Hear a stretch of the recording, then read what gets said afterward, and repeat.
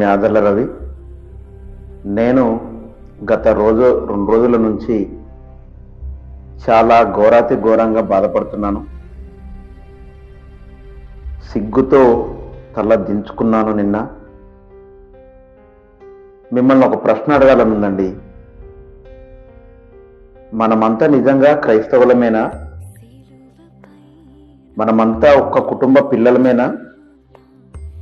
మనమంతా యేసుక్రీస్తు రక్తంలో కడగబడిన వాళ్ళమేనా అని నాకు గత 2 రోజుల నుంచి మరీ ఎక్కువగా నిన్నటి నుంచి అనిపిస్తూ ఉంది.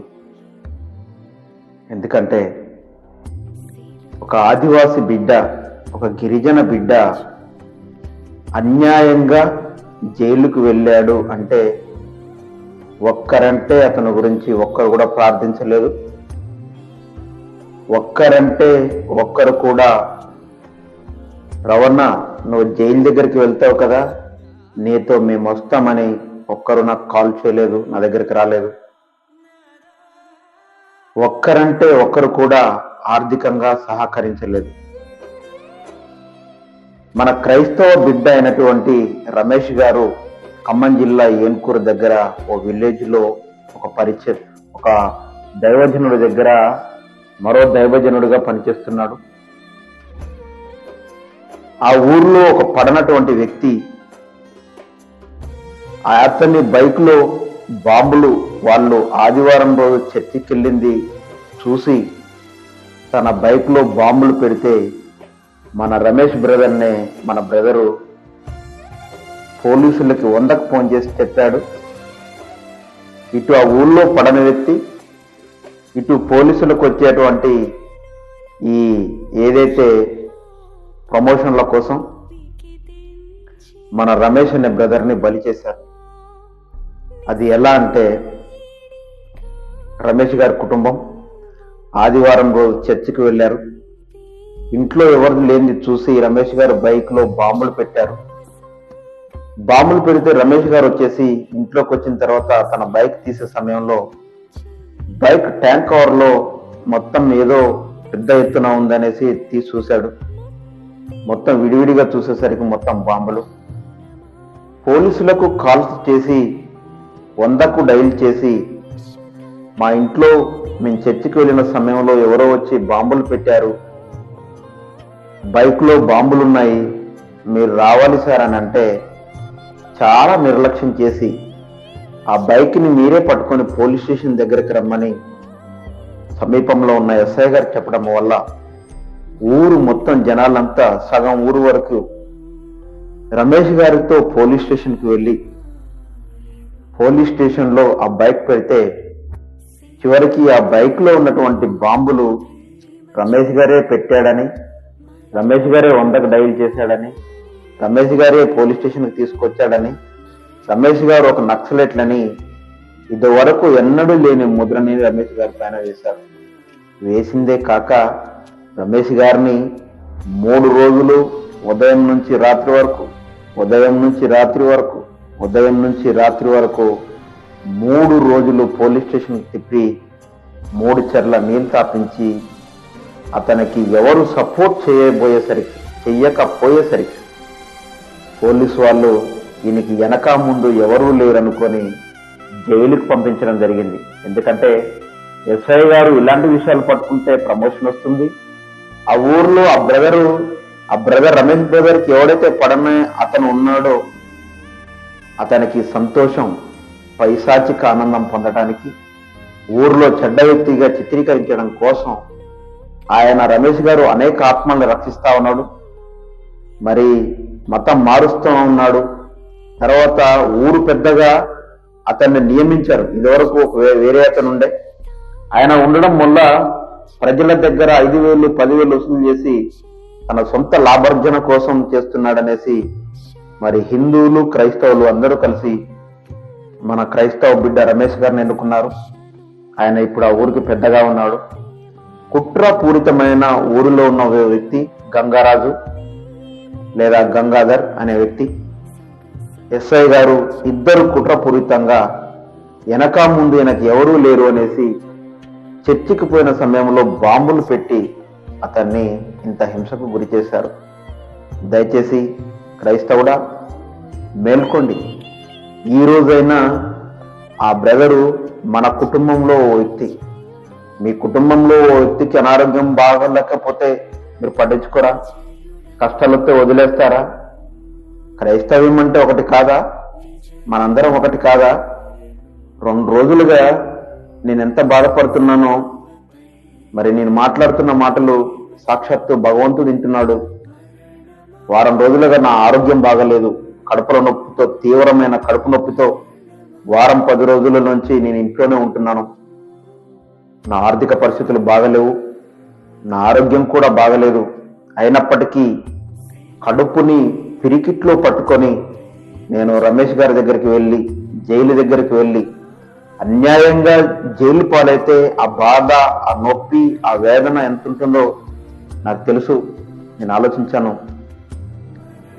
నా కడుపు భయంకరంగా నొప్పున్న కడుపుని పిరికిట్లో పట్టుకొనైనా జైలు దగ్గరికి వెళ్దామనుకున్నాను. మరి అన్యాయంగా కేసు పెట్టిన సిఐ ఎవరో, ఎస్ఐ ఎవరో ఆయనతో మాట్లాడదామనుకున్నాను. మరి ఊర్లోకి వెళ్ళి ఊర్లో కూడా అసలు ఆయన సాక్ష్యం మీద తీసుకుందాం అనుకున్నాను. మీ అందరికీ చూపిద్దాం అనుకున్నాను. కానీ నా ఆరోగ్యం బాగలేక కడుపులో నొప్పితో గత వారం 10 రోజులుగా చాలా ఇబ్బంది పడుతున్నాను. ఆర్థికంగా కూడా చాలా కష్టాల్లో ఉన్నాను. పోవడానికి అంత సామర్థ్యం లేదు. ఆ బ్రదర్ గురించి ప్రార్థించండి. అన్యాయంగా జైలు పాలై కుటుంబం శోక సముద్రంలో ఉంది. ఆ బ్రదర్ కోసం ప్రార్థించండి. రవణ నీతో పాటు నేను కూడా వస్తాను అనేవారు నాతో రండి, ఆర్థికంగా సహాయం చేస్తా అని ముందుకు రండి. మీ కుటుంబంలో ఎవరికైనా ఏదైనా జరిగితే, అన్యాయం జరిగితే బాధొస్తే మీరు పోరా? మరి క్రైస్తవ్యం అంటే మనందరం ఒకటి కాదా? దయచేసి మీరందరూ దాన్ని అర్థం చేసుకోవాలి, ముందుకు రావాలి, నిజమైన క్రైస్తవులుగా ఉండాలి. ఇంకా నామకార్థ క్రైస్తవులుగా ఎంతకాలం ఉంటాం? ఇంకా నామకార్థ క్రైస్తవులుగా ఎంతకాలం జీవిస్తాం? యేసు ప్రభు దగ్గర ఇంకెంతకాలం యాక్టింగ్ చేస్తాం? మన యాక్టింగ్లు, మన నటనలు ఇవన్నీ మానేయండి. స్వస్థతల కోసం, ఆస్తుల కోసం ప్రార్థనలు చేపించుకొని ఆశీర్వాదాలు పొందాలనుకోవడమేనా మీ క్రైస్తవ్యం అంటే? క్రైస్తవ్యంలో ఉన్నవాడు కష్టాల్లో ఉంటే పట్టించుకోవద్దా? క్రైస్తవ్యంలో ఉన్నవాడు బాధల్లో ఉంటే పట్టించుకోవద్దా? నేను నిన్న చిన్న మెసేజ్ వాట్సాప్ లో పెడితే ఎవరైనా నాకు ఫోన్ చేసి మాట్లాడుతా ఉన్నాడు. కేసు నెంబర్ చెప్పండి, ఎఫ్ఐఆర్ కాపీ పంపించండి. అలాగా మాట్లాడేది? పోలీసు వాళ్ళతో మాట్లాడే సామర్థ్యం నాకు లేదా? డిపార్ట్మెంట్ వాళ్ళతో మాట్లాడే సామర్థ్యం నాకు లేదా? మీరు జనాలుగా తరలి రండి అని చెప్పాను, ప్రార్థించండి అని చెప్పాను, తండోపతండాలుగా రండి అని చెప్పాను. ఆర్థికంగా డిస్ప్లే పైన నా ఫోన్ నెంబర్ పెట్టి ఫోన్పే, గూగుల్ పే పెట్టడానికి ఆర్థికంగా సహకరించండి అని పెట్టాను. ఒక్కరంటే ఒక్కరు కూడా క్రైస్తవ్యం పట్ల బాధ్యత చూపించకపోతే ఎలా అండి? నేను ఒక్కరిని చేస్తే అవుతుందా? మీరందరూ చేయి కలిపి స్వాగతం పలికితే గాని ఆ సమస్యకు పరిష్కారం రాదని మీకు నాకు తెలియదా?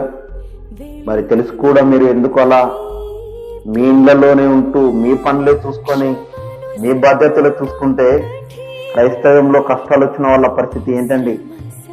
క్రైస్తవ్యంలో అన్యాయంగా, అక్రమంగా ఎవరో దౌర్జన్యంగా మనం తీసుకుపోయి జైళ్ళల్లో వేస్తుంటే ఇది మన కుటుంబం కదా, మనం పట్టించుకోకపోతే ఎలా? దయచేసి మీరందరూ దీన్ని అర్థం చేసుకుంటారని, మీకున్న ఆర్థిక పరిస్థితులను బట్టి ఈ డిస్ప్లేలో కనిపించే ఫోన్పే, గూగుల్ పే అనే నెంబర్కి దయచేసి పంపించండి. మనం తండోపతండాలుగా వెళ్దాం. నేను చాలా మంది స్ట్రెంత్ను తయారు చేస్తున్నాను. మనం అక్కడ ఉద్యమం చేయాలి, అక్కడ ధర్నా చేయాలి, అక్కడ రాస్తారోకో చేయాలి, అన్యాయాన్ని అరికట్టాలి. రేపు పొద్దున రమేష్ గారికి జరిగింది మీకు నాకు జరగదని ఏమైనా ఉందా? రేపు అనగా 7వ తారీఖు రోజు రమేష్ గారు జైల్లో నుండి విడుదల కాబోతా ఉన్నాడు. మరి లాయర్లకి, మనం రమేష్ గారిని తీసుకొని రావడానికి మనతో వచ్చే వాళ్ళకి మరి మనం చూసుకోవాలి. మన కారు ఖర్చులు, మన పెట్రోళ్ళు, మన ఆహారాలు, మన ఛాయలు, మన కాఫీలు, మరి అక్కడక్కడ మనం ఇచ్చే పైసలు వీటినన్నిటినీ దృష్టిలో పెట్టుకొని ఒక క్రైస్తవుడిగా మీరందరూ ఆర్థికంగా మీ స్తోమతకు తగినంత పంపించి రమేష్ గారి దౌర్భాగ్యమైన నీచమైన మరి ఆ పరిస్థితి నుంచి మనందరం చేయి కలిపి ఒకటై మరి అతన్ని మనం సేవ్ చేయాలి, ఆయనని రక్షించుకోవాలి అని కోరుకుంటూ నా మాటలు ముగిస్తున్నాను. ఈ మాటలు కోపంతో చెప్పట్లేదు నేను. నా కోపం, నా ఆవేశం మీకు తెలుసు. ఈ విషయాలన్నీ నేను చాలా బాధతో చెప్తున్నాను. నాకు కడుపుల నొప్పి ఉన్నా ఏమున్నా రేపు తప్పనిసరిగా రమేష్ గారి దగ్గరికి వెళ్తాను. రమేష్ గారి బాధలో మీ సహాయం ఉండాలి, మీ ఆర్థిక సహాయం ఉండాలి. మీ చేయి కలిపి మీరు రావాలి. మీ ప్రార్థనలో మీరు 3 భాగాలలో క్రైస్తవులుగా రమేష్ గారికి మీరు పాలు పంపులు కావాలి. ఒకటి, ఫస్ట్ ప్రార్థించండి. రెండవది, నేను వస్తాను రవన్నా అని రండి. మూడవది, ఆర్థికంగా సహాయం చేయండి. ఆర్థికంగా కొంచెం చాలా స్ట్రగుల్లో ఉన్నాను నేను కూడా. ఆరోగ్యపరంగా కూడా ఈ మధ్య ఒక 10 రోజులు బట్టి బాగా కడుపులో నొప్పి వస్తూ ఉంది. అయినా కడుపుని పిరికిట్లో పట్టుకొని నేను ఒక క్రైస్తవ ఉద్యమకారుడు, ఆదర్ల రవి అంటే ఒక క్రైస్తవ ఉద్యమకారుడు, పొట్టని అరిచేతిలో పట్టుకొని నొప్పిని తట్టుకుంటూ కూడా చావు బతుకుల మధ్య కూడా నేను వెళ్తాను. ఎందుకంటే దేవుడు నాకంత మరి జ్ఞానాన్ని ఇచ్చాడు, అంత ఆలోచన ఇచ్చాడు, అంత బాధ్యతను, అన్నిటికంటే ముఖ్యంగా అంత బాధ్యతనిచ్చాడు. కాబట్టి మీరందరూ ప్రేమతో దీన్ని అర్థం చేసుకోగలరని మనసారా కోరుకుంటూ, నా క్రైస్తవులు నామకార్థ క్రైస్తవులు కాదు, నా క్రైస్తవులు ఆశీర్వాదాల కోసమే కాదు, నా క్రైస్తవులు ఎవరికైనా కష్టం వస్తే కారే కన్నీటి బుట్టవుతారని రమేష్ గారి పట్ల మీరు చూపించే కనికర దయం బట్టి నేను రాబోయే కాలంలో అర్థం చేసుకోవడానికి ప్రయత్నం చేస్తాను. మీ ప్రేమల్ని చూడాలనుకుంటున్నాను. ఈ వీడియో చూసిన అనంతరం మీకు చెప్పిన 3 విషయాల్ని మీరు ఫాలో అవుతారని తెలియజేస్తూ నేను మీ ఆదర్ల రవి. అందరికీ నమస్కారం. Praise the lord.